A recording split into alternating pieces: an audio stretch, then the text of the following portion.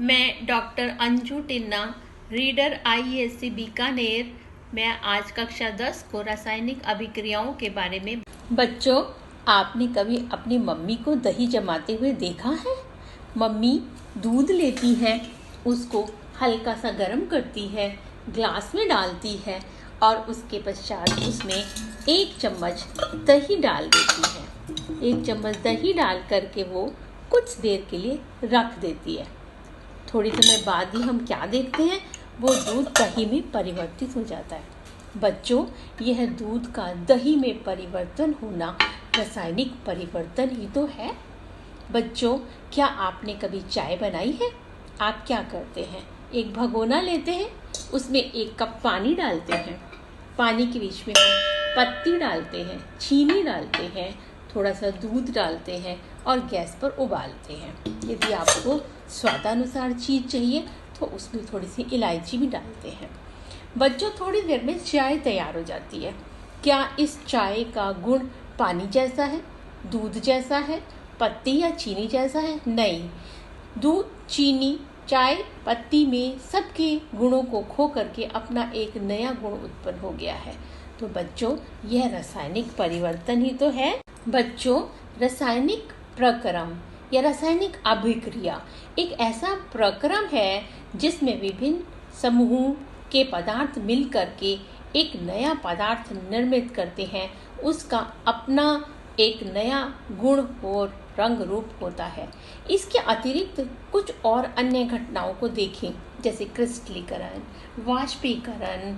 ये ऐसी घटनाएं हैं जिसके अंतर्गत पदार्थ की अवस्था में परिवर्तन होता है, परंतु पदार्थ के गुणों में परिवर्तन नहीं होता। बच्चों, यह भौतिक परिवर्तन कहलाता है। आओ बच्चों, मैं आपको एक चित्र की तरफ लिए चलती हूँ। उस चित्र को बच्चों, प्रथम फोटो में देखिए। प्रथम फोटो में खाना पकाया जा रहा है। खाना पकाने के बाद हम क्या देखते हैं, जो खाने के द्वारा बनी हुई सामग्री है उसमें कच्चे वाले सामग्री का गुण अपना नहीं रहा। ये सामग्री पक चुकी है। क्या बच्चों, आप इसको पूर्व वाली सामग्री में परिवर्तन कर सकते हैं? कच्ची सामग्री में परिवर्तन कर सकते हैं? नहीं। तो बच्चों, यह कैसा परिवर्तन हुआ? यह रासायनिक परिवर्तन हुआ। बच्चों, द्वितीय फोटो में देखें। द्वितीय फोटो में बर्फ पिघल रही है। बर्फ पिघल करके किस में परिवर्तित हो जाती है? पानी में। बच्चों, बर्फ पानी में बदल गई। अब पानी को हम वापस फ्रिज में रख देते हैं तो पानी वापस से बर्फ में परिवर्तित हो जाता है। अतः बच्चों, प्रथम फोटो में तो रासायनिक परिवर्तन था, लेकिन द्वितीय फोटो में यह रासायनिक परिवर्तन नहीं होकर के ये कौन सा परिवर्तन है? भौतिक परिवर्तन है। बच्चों, तृतीय फोटो पर नजर डालें। फोटो के तृतीय पार्ट पर हम देख रहे हैं कि छोटा सा पौधा है, उस पौधे पे फल लगा हुआ है। वो फल पक्के फल में परिवर्तित हो चुके हैं। वो फल या तो खट्टा होगा या मीठा होगा। क्या अब हम इस कच्चे फल में परिवर्तन कर सकते हैं? नहीं, पका हुआ फल वापस कच्चे फल में परिवर्तित नहीं हो सकता। तो फिर बच्चों, यह कौन सा परिवर्तन हुआ? यह फिर से रासायनिक परिवर्तन हुआ। बच्चों, अब चौथी फोटो पर भी दृष्टि डालें। चौथी फोटो में मोमबत्ती है, मोमबत्ती जल रही है। आप क्या देखते हैं, यह मोमबत्ती जल रही है तो इसमें 2 प्रकार के परिवर्तन हो रहे हैं। कैसे? एक तो मोम पिघल करके नीचे गिर रहा है, दूसरा उसके बीच में जो धागा है वो जल रहा है और धुएं और राख में परिवर्तित हो रहा है। इन दोनों में परिवर्तन अलग अलग है। जैसे कि मोम जो पिघल करके नीचे गिर रहा है उसको हम इकट्ठा करें और वापस से मोमबत्ती बनाएं तो हमारी मोमबत्ती बन जाएगी। अतः यह हमारा भौतिक परिवर्तन हुआ। लेकिन वो धागा जो जल रहा है वो धुएं में और ऐश में परिवर्तित हो गया, उसको वापस से हम अपनी धागे में परिवर्तन नहीं कर सकते। अतः बच्चों, यह कौन सा परिवर्तन हुआ? यह हमारा फिर से रासायनिक परिवर्तन हुआ। आओ बच्चों, मैं तुमको एक नई फोटो की तरफ लेकर चलती हूँ। बच्चों, इस फोटो में ध्यान दीजिए। इसमें यदि हम पहली फोटो पर देख रहे हैं तो इसमें पानी उबल रहा है। पानी उबल करके किस में परिवर्तित हो रहा है? वाष्प में। और वाष्प को इकट्ठा करके हम वापस से पानी में परिवर्तित कर सकते हैं। तो यह कौन सा परिवर्तन हुआ? यह भौतिक परिवर्तन हुआ। लेकिन अगली फोटो में भी देखें, अगली फोटो में हम देखते हैं तो एक लोहे का डंडा है और उस लोहे के डंडे पर जंग लग चुका है। क्या वो जंग लगे हुए डंडे को हम फिर से वापस अच्छे लोहे के नए डंडे में परिवर्तन कर सकते हैं? नहीं, वो लोहा खराब हो चुका है। तो बच्चों, ये कौन सा परिवर्तन हुआ? यह रासायनिक परिवर्तन हुआ। इसका मतलब यह है कि हमारे चारों तरफ बहुत सारी ऐसी घटनाएं घटती रहती हैं जो रासायनिक अभिक्रिया का ही परिणाम है। आप शैम्पू, साबुन, जो भी कुछ काम में लेते हैं वो भी रासायनिक अभिक्रिया से ही बनती है। आप खाने के लिए केक, जिसको कि आप बहुत पसंद करते हैं, बेकरी आइटम जो भी हमें खाने में बहुत अच्छे लगते हैं, वो भी किसका परिणाम है? वो भी रासायनिक अभिक्रिया से ही उसको बहुत टेस्टी बनाया जा सकता है।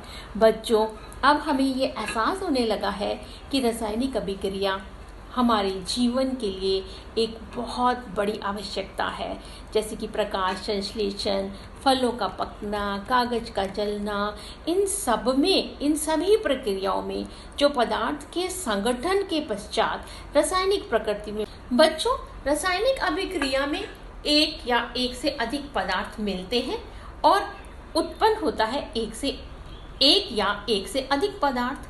तो बच्चों, जो पदार्थ मिल रहे हैं उन पदार्थों को हम अभिकारक कहते हैं तथा जो पदार्थ उत्पन्न हो रहे हैं उन पदार्थों को हम उत्पाद कहते हैं। तो रासायनिक अभिक्रिया में जब अभिकारक क्रिया करते हैं तो अभिकारक क्रिया करके उत्पाद की उत्पत्ति करते हैं। आओ इसको भी हम कुछ उदाहरणों के द्वारा सुनते हैं, देखते हैं, समझते हैं। सबसे पहला उदाहरण मैं आपके सामने लूँगी मैग्नीशियम रिबन का। क्या आपने कभी मैग्नीशियम रिबन को जलते हुए देखा है? नहीं देखा? तो आओ मैं आपको उसको भी एक फोटो के द्वारा दिखाती हूँ। बच्चों, इस चित्र में आप देख रहे हैं कि एक मैग्नीशियम रिबन है, उसको हमने एक चिमटे की सहायता से पकड़ करके एक बुनसन बर्नर पर जलाया। जलाने में हमने देखा कि वह एक तेज चमकीली चमकती हुई तेज चिंगारी के साथ जलता है और एक रोशनी के बाद में एक धुआं सा उत्पन्न होने के पश्चात में कुछ ऐश उत्पन्न हो जाती है। ऐश बच्चों, अब इसमें आपने देखा जो मैग्नीशियम रिबन था वो प्योरली मैग्नीशियम था और जब उसको जलाया गया वो ऑक्सीजन के साथ में एक चमकती हुई ज्वाला के साथ जला और मैग्नीशियम ऑक्साइड की ऐश के रूप में परिवर्तित हो गया। अब क्या मैग्नीशियम ऑक्साइड को हम सिंपल वैसे ही मैग्नीशियम रिबन में परिवर्तित कर सकते हैं? नहीं, इसके लिए हमें कुछ दूसरी अभिक्रियाओं को काम में लेना पड़ेगा जिससे कि हम मैग्नीशियम बना सकें। अतः यह भी एक प्रकार का रासायनिक अभिक्रिया ही है, यह भी एक रासायनिक परिवर्तन ही है। आओ हम कुछ और उदाहरण को भी देखते हैं जिससे कि हमें रासायनिक अभिक्रिया के बारे में और अधिक समझ में आ सके। बच्चों, इस चित्र को देखें। इस चित्र में कोनिकल फ्लास्क ले रखा है और उस कोनिकल फ्लास्क में जिंक के टुकड़े डाल रखे हैं। जिंक के टुकड़े डालने के बाद उसको एक कॉर्क, जिसमें कि एक कांच की नली लगी हुई है, उससे बंद कर रखा है और उसमें से हम इसमें तनु सल्फ्यूरिक अम्ल डालते हैं। तनु सल्फ्यूरिक अम्ल डालने के पश्चात हम क्या, एक गैस निकल रही है, कांच की नली में से एक गैस निकल रही है और उस कोनिकल फ्लास्क में कुछ क्रिया हो रही है। कोनिकल फ्लास्क में क्रिया होने के पश्चात जो जिंक है वो ZnSO4 जिंक सल्फेट में परिवर्तित हो जाता है और हाइड्रोजन गैस निकलती है। बच्चों, यदि आप इस कोनिकल फ्लास्क को हाथ लगाकर देखेंगे तो ये भी हल्का सा गर्म हो गया है। अतः हम कह सकते हैं कि इसमें भी एक रासायनिक अभिक्रिया हुई और रासायनिक अभिक्रिया होने के पश्चात हमारी इस पदार्थ में परिवर्तन हो गया है। बच्चों, आओ अब एक अलग नए उदाहरण की तरफ चलते हैं। बच्चों, इस अभिक्रिया को देखिए। इसमें हमारे दोनों ही तरल पदार्थ थे और दोनों तरल पदार्थ मिलकर के भी एक नए प्रकार के पदार्थों में परिवर्तित हो रहे हैं जिसमें पीले रंग का प्रेसिपिटेट बन रहा है। इसमें हमने बेरियम आयोडाइड, बच्चों बेरियम आयोडाइड का विलयन लेकर के उसमें हमने लेड क्लोराइड का विलयन डाला था। फिर क्या हुआ, देखो लेड आयोडाइड का एक पीले रंग का प्रेसिपिटेट उत्पन्न हो गया, जो कि बिल्कुल पीले रंग में साफ साफ दिखाई दे रहा है। तो यह भी एक रासायनिक अभिक्रिया ही है, यह भी रासायनिक परिवर्तन के कारण ही संभव हुआ।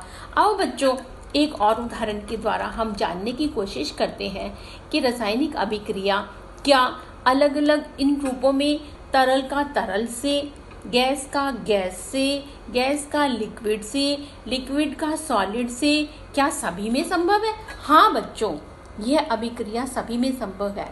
पानी जिसका कि निर्माण होता है किससे? हाइड्रोजन और ऑक्सीजन के मिलने से। बच्चों, यह प्रक्रिया भी हाइड्रोजन और ऑक्सीजन मिलकर के पानी का निर्माण करते हैं, और उस पानी में न तो हाइड्रोजन के गुणधर्म है न ऑक्सीजन के गुणधर्म है, उनकी स्टेट भी परिवर्तित है।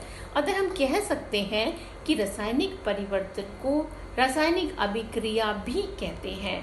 हमारे आसपास ऐसी बहुत सारी परिवर्तित होती है, जैसे कि वायु के संपर्क में आने से जंग लगना, अंगूर के रस का किण्वन होना, भोजन का पकना, हमारे शरीर में भोजन का पाचन होना, हम जो श्वसन क्रिया करते हैं उस श्वसन क्रिया में भी रासायनिक अभिक्रिया होती है, और उस रासायनिक अभिक्रिया के पश्चात जो ऊर्जा उत्पन्न होती है, उस ऊर्जा उपरोक्त सभी चीज़ों को देखते हुए, हमारे चारों तरफ के वातावरण में होने वाली चीज़ों को देखते हुए बच्चों, हम ये कह सकते हैं कि रासायनिक अभिक्रिया में पदार्थ के रंग में परिवर्तन हो जाता है, दो पदार्थों की अवस्था में परिवर्तन हो जाता है, परिवर्तन में ताप ऊर्जा का उत्पन्न भी हो सकता है और ताप और ऊर्जा का अवशोषण भी हो सकता है।